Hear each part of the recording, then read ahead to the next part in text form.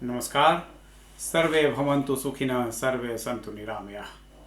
सभी सुखी हों, सभी रोग मुक्त हों। अपनी इसी कामना के साथ मैं डॉक्टर रविंद्र कुमार आज से सर्वे सन्तु निरामया में हाइपरटेंशन यानी उच्च रक्तचाप या हाई ब्लड प्रेशर की चर्चा प्रारंभ कर रहा हूँ। जैसा कि आप जानते हैं, सर्वे सन्तु निरामया में मैं हम सब की रोज़मर्रा की स्वास्थ्य समस्याओं के बारे में चर्चा करता हूँ और मेरी यह कोशिश होती है कि यह चर्चा छोटी सरल भाषा में और आप सब के लिए उपयोगी हो। यदि यह चर्चा आपको अच्छी लगे तो लाइक और सब्सक्राइब अवश्य करें और मेरी वीडियोस आपको आगे भी मिलती रहे, इसके लिए बेल बटन को दबाना नहीं भूलें। अगर आपके मन में कुछ सुझाव या प्रश्न हों तो कमेंट बॉक्स में पोस्ट करें। और जहाँ तक कमेंट्स की बात है तो मेरे पिछले एपिसोड में बहुत सी कमियों के बावजूद आपकी लाइक्स और तारीफ़ के लिए मैं आपका आभारी हूँ और अगले एपिसोड में आपके कुछ अच्छे प्रश्नों को मैं आपके नाम के साथ शामिल करूँगा और उनके उत्तर भी दूँगा। तो शुरू करते हैं आज की चर्चा। हाइपरटेंशन या उच्च रक्तचाप क्या है? इसे समझने के लिए पहले हमें यह जानना होगा कि ब्लड प्रेशर क्या है और इसका हमारे शरीर में क्या इम्पोर्टेंस है। इसे मैं दूसरी तरह से समझाना चाहूँगा। जैसे कि किसी एरिया में वाटर सप्लाई के लिए पाइप्स में पानी का प्रेशर बना रहना ज़रूरी होता है और इसके लिए हम पंप्स का इस्तेमाल करते हैं, उसी तरह हार्ट हमारे शरीर में एक पंप की तरह से काम करता है जिसके कॉन्ट्रैक्शन और रिलैक्सेशन यानी सिकुड़ने और फैलने से हमारे ब्लड वेसल्स के अंदर ब्लड में प्रेशर बना रहता है, जिससे यह ब्लड हमारे अंगों तक आसानी से पहुंचता है और उन अंगों को ऑक्सीजन और न्यूट्रिएंट्स यानी भोजन मिलता है, जिससे वे आसानी से अपना काम कर सकें। अगर यह ब्लड प्रेशर नॉर्मल से कम होगा तो ब्लड सप्लाई ठीक से नहीं होगी और हमारे ऑर्गन्स को भोजन और ऑक्सीजन ठीक से नहीं मिलेगा, जिससे वे ठीक से काम नहीं कर पाएंगे। दूसरी तरफ यदि यह ब्लड प्रेशर नॉर्मल से ज़्यादा रहने लगता है तो हमारे ब्लड वेसल्स की दीवारों पे दबाव पड़ता है और लगातार ब्लड प्रेशर यदि बहुत दिनों तक बढ़ा रह जाए तो ब्लड वेसल्स डैमेज होने लगती हैं और उसके साथ साथ उनसे रिलेटेड ऑर्गन्स को भी नुकसान पहुंचता है, जिससे भविष्य में बहुत सी बीमारियां जैसे heart and kidney disease, stroke, आँखों की बीमारियां ये पैदा होती हैं। ब्लड प्रेशर की इसी अवस्था को जब यह लगातार नॉर्मल से ज़्यादा रहने लगता है हम हाइपरटेंशन, उच्च रक्तचाप या हाई ब्लड प्रेशर कहते हैं। अभी नॉर्मल रेंज क्या है? ब्लड प्रेशर नापते वक्त दो तरह की रीडिंग्स आती हैं। एक रीडिंग जिसे हम ऊपर वाला ब्लड प्रेशर बोलते हैं उसे सिस्टोलिक ब्लड प्रेशर कहते हैं। यह उस वक्त का ब्लड प्रेशर होता है जब हमारा हार्ट कॉन्ट्रैक्ट या सिकुड़ता है, इसीलिए यह ब्लड प्रेशर ज़्यादा रहता है। नॉर्मली यह ब्लड प्रेशर 120 से 130 मिलीमीटर से कम होना चाहिए। दूसरी वाली रीडिंग जिसे हम नीचे वाली रीडिंग बोलते हैं उसे डायस्टोलिक ब्लड प्रेशर कहते हैं। यह उस वक्त का ब्लड प्रेशर होता है जब हमारा हार्ट रिलैक्स करता है या फैलता है और इसीलिए यह रीडिंग कम होती है और नॉर्मली यह 80 मिलीमीटर से कम होनी चाहिए। इन रीडिंग्स के बारे में कहा जाता है higher the number greater is the risk और हमारी उम्र के हिसाब से इन रीडिंग्स में थोड़ा ऊपर नीचे हो सकता है। अब हम ब्लड प्रेशर के रिस्क फैक्टर्स के बारे में बात करेंगे। ब्लड प्रेशर के रिस्क फैक्टर्स में पहला रिस्क फैक्टर हमारी उम्र होती है, क्योंकि जैसे जैसे हमारी उम्र बढ़ती है और ब्लड प्रेशर बढ़ता जाता है, इसलिए बढ़ती उम्र के साथ ब्लड प्रेशर पर ध्यान रखना आवश्यक है। दूसरा रिस्क फैक्टर है फैमिली हिस्ट्री। ज़्यादातर देखा गया है कि फैमिली में यदि माता पिता को ब्लड प्रेशर रहता की बीमारी है तो उनके संतान में, उनके बेटे बेटियों में भी ब्लड प्रेशर की संभावना ज़्यादा रहती है। तीसरा ग्रुप उन बीमारियों का है जिन बीमारियों में की वजह से ब्लड प्रेशर बढ़ जाता है, जैसे kidney disease, heart disease, thyroid, diabetes. इन सब बीमारियों की वजह से ब्लड प्रेशर अक्सर बढ़ा रहने लगता है। जब ब्लड प्रेशर किसी दूसरी बीमारी की वजह से बढ़ता है तब हम उसे सेकेंडरी हाइपरटेंशन कहते हैं। आप सबको ये जानकर आश्चर्य होगा कि वे लोग जिनका ब्लड प्रेशर बढ़ा रहता है उन्हें इसका पता भी नहीं चलता। क्यों? क्योंकि शुरू में इस बीमारी के कोई लक्षण नहीं पता चलते और उन्हें कोई तकलीफ नहीं होती। इसीलिए कहा जाता है hypertension is a silent killer. हमारे देश में करीब 30% आबादी हाइपरटेंशन से पीड़ित है। शहरी इलाकों में यानी अर्बन पॉपुलेशन में ये परसेंटेज थोड़ा हाई, करीब 33% है, और ग्रामीण इलाकों में थोड़ा कम, लेकिन फिर भी यह 27% है। आपको ये जानकर आश्चर्य होगा कि इन लोगों में जो हाइपरटेंसिव हैं उनमें से सिर्फ 50% अर्बन पॉपुलेशन में लोगों को ये पता रहता है कि उन्हें हाई ब्लड प्रेशर है, और ग्रामीण इलाकों में तो यह 1/4 यानी करीब 25% ही लोग ये जानते हैं कि उन्हें हाइपरटेंशन या उच्च रक्तचाप की बीमारी है। आगे के आंकड़े और भी चौंकाने वाले हैं, क्योंकि 5 ऐसे मरीजों में से सिर्फ कोई एक ही अपना इलाज करवाता है, और उनमें भी सिर्फ 5% लोगों का ब्लड प्रेशर वेल कंट्रोल्ड रहता है।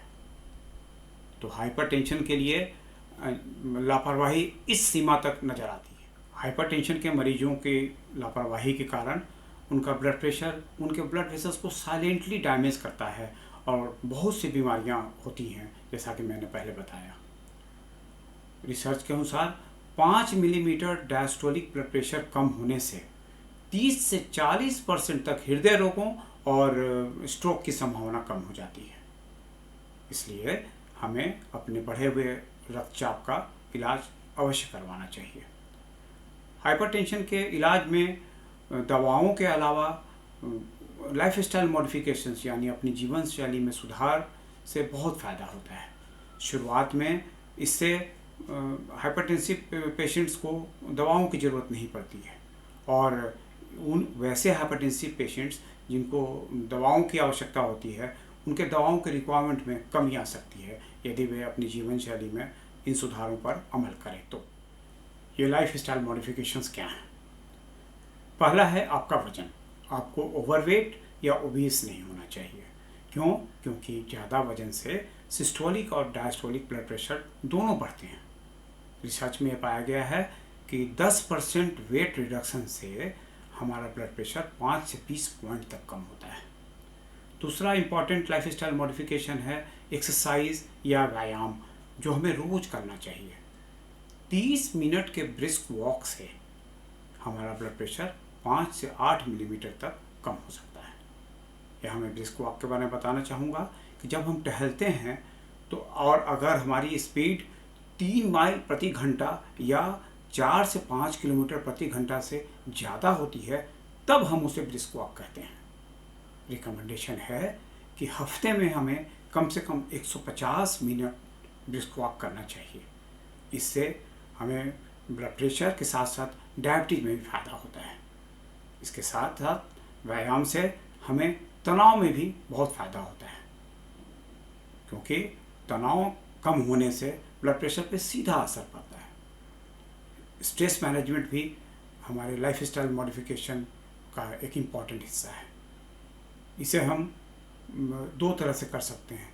एक तो हम अपनी दिनचर्या का टाइम मैनेजमेंट अच्छी तरह से करें, इससे हमें तनाव कम होगा। दूसरा, कम से कम 6 से 8 घंटे की अच्छी नींद बहुत ज़रूरी है। इससे तनाव कम होता है और डेफिनेटली बाद में इससे ब्लड प्रेशर पर असर पड़ता है। तो तनाव तो के लिए कोई स्विच तो है नहीं जिसे मैं ऑफ़ कर दूं और हमारा तनाव कम हो जाए। इसके लिए प्रॉपर टाइम मैनेजमेंट और प्राणायाम, मेडिटेशन, इन सब चीज़ों से बहुत हेल्प मिलता है। इसके बाद हम आते हैं खान पान पे। खान पान की चर्चा करने के पहले मैं एक चीज़ की चर्चा अवश्य करूँगा जो हमें बिल्कुल नहीं पीना चाहिए, और वो है सिगरेट, यानी पूर्ण धूम्रपान निषेध। सिगरेट के धुएं से हमें निकोटीन मिलता है, और जो निकोटीन हमारे हार्ट रेट और ब्लड प्रेशर को डायरेक्टली बढ़ाता है। रिसर्च में पाया गया है कि धूम्रपान से हमारा ब्लड प्रेशर 5 से 10 मिलीमीटर तक टेम्पररी बढ़ जाता है। इसके अलावा यह निकोटीन हमारे ब्लड वेसल्स की दीवारों पर जम जाता है, जिससे हमारे ब्लड वेसल्स का लचीलापन कम हो जाता है, वे हार्ड हो जाती हैं, जो बाद में बहुत नुकसानदेह होता है। इसके अलावा अल्कोहल की बात करना चाहूँगा। यह आप नहीं लें तो अच्छी बात है, और यदि लें तो कम मात्रा में लें। अब हम आते हैं डाइट पे। डाइट और ब्लड प्रेशर पे हम विशेष चर्चा आगे के एपिसोड्स में करेंगे। यहाँ पर मैं इतना ही कहना चाहूँगा कि ऑयल और फ्राइड फूड्स को अवॉइड करें। नमक कम से कम लें, यानी सॉल्ट रिस्ट्रिक्टेड डाइट लें। सॉल्ट रिस्ट्रिक्टेड डाइट से क्या मतलब होता है, तो मैं इतना ही कहूँगा कि आप अपने भोजन में या भोजन के आइटम्स में ऊपर से नमक बिल्कुल नहीं डालें। हमें कच्चे नमक का सेवन नहीं करना है। इसके अलावा दूसरे आइटम्स में फल, सब्जियां, सैलड आप प्रचुर मात्रा में लें। अंत में मैं इतना ही कहना चाहूँगा कि ब्लड प्रेशर का इलाज नियमित रूप से ज़रूरी है, क्योंकि हमें आगे के कॉम्प्लिकेशंस के बारे में सोचना है जिन्हें हमें अवॉइड करना है। इसलिए इसके मरीजों को अपना ब्लड प्रेशर नियमित रूप से चेक करवाते रहना चाहिए, और यदि उन्हें दवाओं की ज़रूरत है, डॉक्टर के बताए गए उनके परामर्श के हिसाब से दवाओं का रेगुलर सेवन बहुत ज़रूरी है। यहाँ मैं बताना चाहूँगा कि बहुत से मरीज अपनी दवाओं को एकाएक रोक देते हैं, इससे बहुत बुरा प्रभाव पड़ता है। ठीक वैसे ही जैसे यदि हम किसी घोड़े की सवारी कर रहे हैं और उसकी लगाम एकाएक ढीली छोड़ दें तो घोड़ा बहुत तेज़ भागता है। इसलिए ऐसे मरीजों में उनका ब्लड प्रेशर एकाएक बहुत ज़्यादा बढ़ सकता है, जो बहुत नुकसानदेह हो सकता है। यहाँ तक कि ब्रेन हेमरेज तक के बहुत केसेस हमें मिलते हैं। इसलिए अंत में मैं इतना ही कहना चाहूँगा कि आप अपने ब्लड प्रेशर का ख्याल रखें, उसे नियमित रूप से चेक करवाते रहें, अपने डॉक्टर्स की एडवाइस मानें, और लाइफ स्टाइल मॉडिफिकेशन के जितने बिंदुओं पर मैंने चर्चा की है उसका ध्यान रखें। अब सर्वे संतु निरामया के हाइपरटेंशन सीरीज के अगले एपिसोड में आपके प्रश्नों के उत्तर के साथ फिर मुलाकात होगी। धन्यवाद। Stay fit and keep your heart healthy. Thank you. नमस्कार।